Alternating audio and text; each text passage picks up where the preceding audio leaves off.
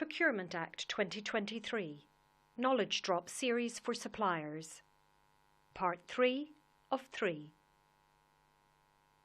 In Part 3 of this Knowledge Drop series, we will cover changes to the supplier exclusion regime, how the debarment list will work, changes to how contracts are awarded and managed, extended measures for ensuring prompt payment, the Act's transparency ambition and notice publication requirements, the role that the Procurement Review Unit will play in improving compliance with the legal regime, the steps you can take to help prepare your organisation for these changes.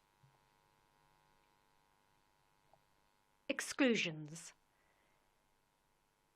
The exclusions regime is designed to protect contracting authorities and the public from certain risks posed by suppliers who have been convicted of specific offences or have committed certain types of misconduct, or who may be in circumstances that are incompatible with the delivery of public contracts. The Procurement Act retains the concept of mandatory and discretionary grounds under which a supplier must or may be excluded from taking part in a procurement process or have their tender disregarded. These incorporate some more detailed grounds to improve clarity, some stronger grounds, and some new grounds. Individual contracting authorities will need to consider whether an exclusion ground applies, and if so, then the supplier must be given the opportunity to demonstrate that the circumstances giving rise to the exclusion ground are not likely to occur again, self-cleaning. This process is now more flexible as contracting authorities can take into account a broader range of evidence, such as the steps taken to remedy the situation, for example, by changing staff or compliance practices, and action to prevent further occurrence, such as by providing training to staff, together with time elapsed. Misconduct by individuals and organisations who are connected with a supplier, known as connected persons, can mean that a supplier is subject to potential exclusion. Connected persons include those who can or do exercise significant influence or control over the supplier, including, for example, those with a significant control within the meaning of the Companies Act 2006, directors and shadow directors and parent companies, as well as those over whom the supplier exercises significant influence or control, including, for example, subsidiary companies. Predecessor companies, which cease to trade but have been resurrected as the supplier, where the supplier is a so-called Phoenix company, are also connected persons. This means that suppliers cannot avoid potential exclusion by tendering through a subsidiary or by dissolving and reforming under a different name. If you are submitting a tender and relying on another person or supplier to satisfy any of the contracting authority's condition of participation, then you could be excluded if an exclusion ground applies to that other person or supplier, known as an associated person. If this occurs, then you are entitled to be given a reasonable opportunity by the contracting authority prior to an exclusion taking place to replace this associated person with an alternative supplier.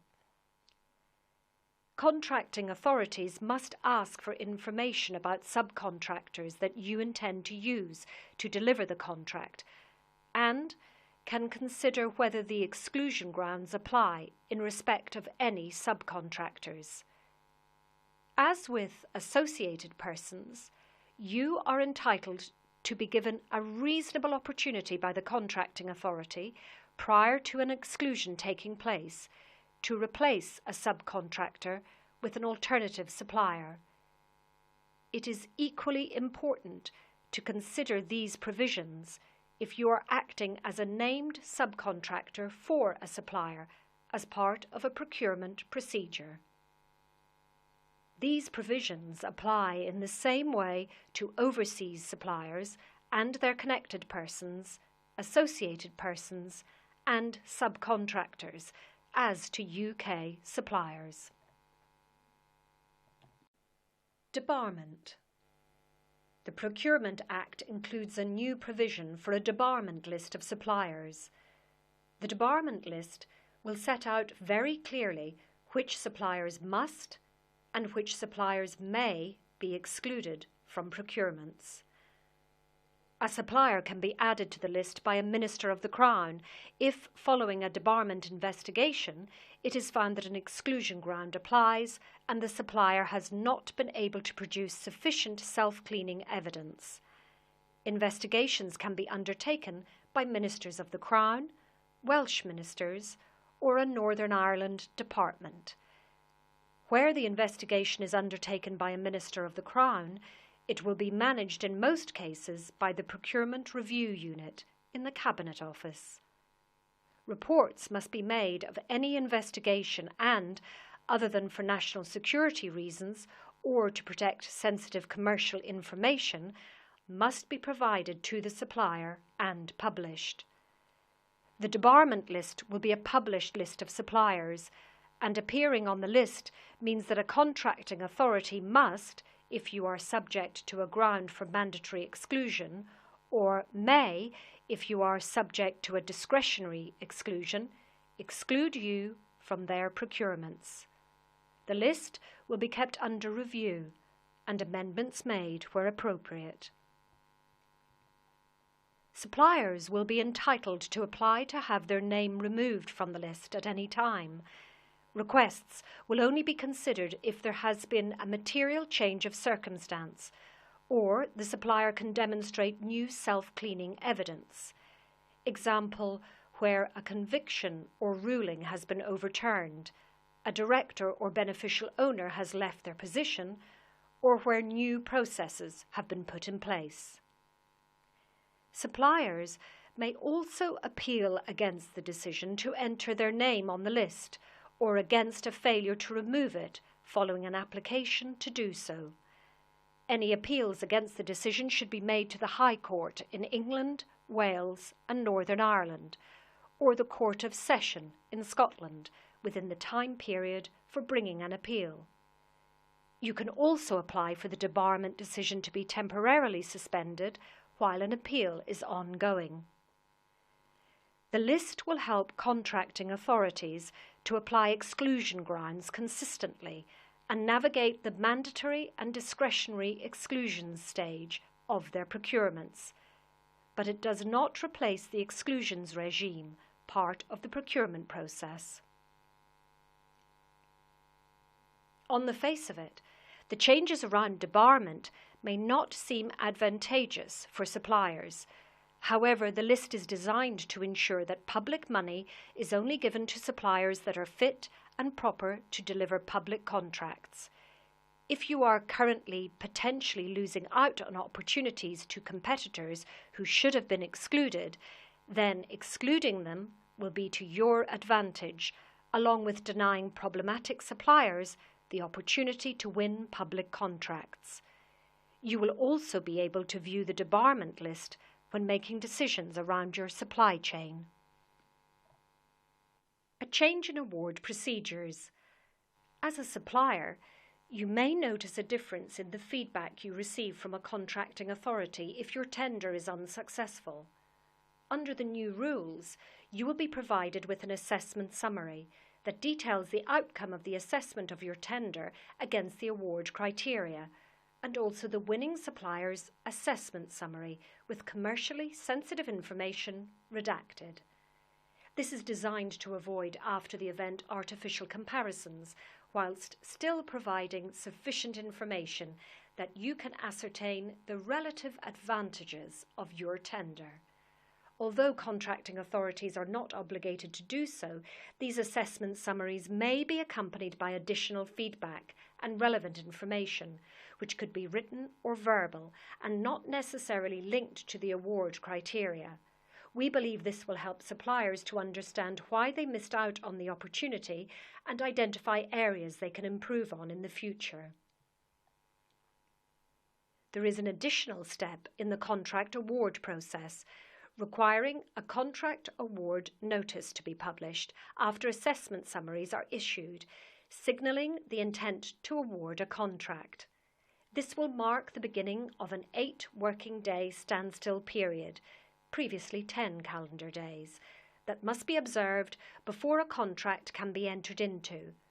After the standstill has concluded, contracting authorities must publish a contract details notice, confirming details of the contract award, including, for most contracts with a total value over £5 million, copies of the contract redacted as required to protect your commercially sensitive information. More effective contract management. The Procurement Act also sets out additional transparency requirements following contract award and throughout the duration of contract delivery. This represents an opportunity for contracting authorities to improve contract management practice in collaboration with their suppliers to ensure that these requirements can be delivered. The new requirements include, for individual contracts with a total estimated value of more than £5 million, contracting authorities must agree with their suppliers at least 3 key performance indicators, KPIs, selecting those that are the most important to contract delivery, and publish information about supplier performance against the selected KPIs at least once a year for the lifetime of the contract. Guidance will support contracting authorities to do this. Where they are required, contract change notices must be published before a contract is amended. Publishing details where a breach of contract or persistent poor performance under a contract has taken place, with you first being given a proper opportunity to improve performance. Recording and publishing details about contract spend of more than £30,000 and publishing a contract termination notice whenever a contract comes to an end, whether through natural expiry, completion of deliverables, or termination, etc. Regarding what data is considered for publication, only data which would be required to be made available under Freedom of Information, data protection, and other relevant legislation will be publishable, so your confidential and commercially sensitive information will remain secure. The government is publishing guidance to contracting authorities on what is considered non-disclosable information, including, for example, profit margins or elements of the winning tender which reveal innovative or unique technical solutions and methodologies. Wider commitments on prompt payment. The government recognises the problems that late payment of invoices can cause for business stability, growth and forward planning. To support prompt payment, specifically within the public sector, the Procurement Act aims to extend current provisions by ensuring that 30-day payment terms are automatically passed down a wider range of public sector supply chains in the UK to primary suppliers and their subcontractors, regardless of whether they are written into a contract. Public sector payment reporting will be aligned with the private sector to allow comparison of how quickly different organisations pay their suppliers. There will also be a more centralised approach to publishing payment performance data to help hold public bodies to account on their payment practices. More flexibility in making contract amendments.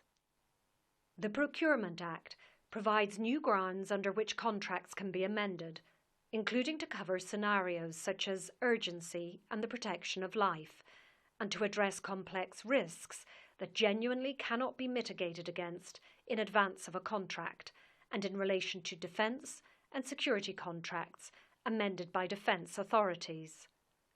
All of the amendment grounds from the previous regulations have been retained, but with changes that are designed to make processes clearer and more flexible when a contract modification is required.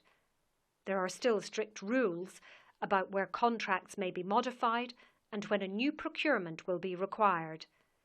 This is beneficial for suppliers in the event that a re-procurement is genuinely unnecessary in cases where grounds for amendment can be applied, reducing the risk of disruption and contracts being curtailed. Transparency ambition. Transparency has been embedded throughout the Procurement Act and is present across the whole procurement life cycle, from planning through to procurement, contract implementation and finalisation. The central digital platform will house all data and information shared through these notices. The aim is for everyone, contracting authorities, suppliers and the wider public, to be able to view, search and understand what the UK public, utility and defence sectors are wanting to buy, are in contract for and how much they are spending, increasing visibility, accessibility and accountability for all. The central digital platform has been developed to capture data and information throughout the procurement life cycle, which contracting authorities will provide by publishing a number of different notices from planning to contract expiry. These transparency measures are expected to provide a number of benefits and opportunities, including ensuring tender opportunities are more visible and accessible in one single place, helping you to identify new opportunities at an earlier stage through the publication of pipeline notices, and plan your resources accordingly. Identifying opportunities to take part in pre-market engagement. Reducing the risk of suppliers who offer a lower price but deliver a poor service from winning business because of the visibility of performance information. Ensuring integrity, visibility and accountability throughout the full procurement life cycle. Some exemptions from certain transparency rules apply, depending on the organisation and/or the goods, services or works being procured, or where publication of information would be contrary to national security. Further information will be available in fact sheets on the gov.uk page, as previously mentioned. Improved procurement oversight. Ministers, Welsh ministers and Northern Ireland departments now have formal powers to investigate cases of non-compliance with the requirements of the Procurement Act and to make recommendations where relevant that will support contracting authorities to improve their practices. In most cases, this will be managed by the new Procurement Review Unit and means that suppliers can have more confidence that poor practices will be identified and resolved. The Procurement Review Unit will deliver 3 key services. It will encourage compliance with the Procurement Act by monitoring and investigating non-compliance where it occurs across a number of contracting authorities, systematic non-compliance, or repeatedly in a single contracting authority, institutional non-compliance. It will investigate suppliers for addition to the debarment list by considering whether they have met mandatory or discretionary grounds for exclusion, and it will continue the work of the Public Procurement Review Service, which investigates poor procurement practice and cases of late payment in public sector supply chains. To carry out these services, the Procurement Review Unit will use a range of sources, including any direct complaints or concerns raised by suppliers. What can suppliers do to prepare for the Procurement Act? There are a number of things that you can do to prepare for the new Procurement Act. ensure that you fully understand the main changes. If you are an industry representative body or a member of one, think about how your sector can prepare and opportunities for collaboration. Register and submit your business information on the central digital platform when it is available. Use procurement pipelines to plan your bidding strategy and assess your capability to deliver contracts. Establish how your organisation can support any national procurement priorities. Example of creating more jobs, upskilling, and net zero. Review your organisation and your supply chain to ensure you do not meet any grounds under the new exclusions regime, or consider what steps you may take if you do. Existing procurement processes will remain in place until the Procurement Act goes live, so it may take time to see changes as contracting authorities begin to publish pipeline notices and details of new procurement opportunities. Where you are delivering a contract or have a place on a framework agreement or dynamic purchasing system or other qualification system that was procured under the previous regulations, this will remain unchanged until the agreement expires. Given the scale of the change, the Procurement Act will take time to bed in, and there may be some areas of uncertainty at first. The best way to help embed the new rules swiftly is for suppliers to work collaboratively alongside contracting authorities, industry bodies, and the Cabinet Office to achieve optimum outcomes.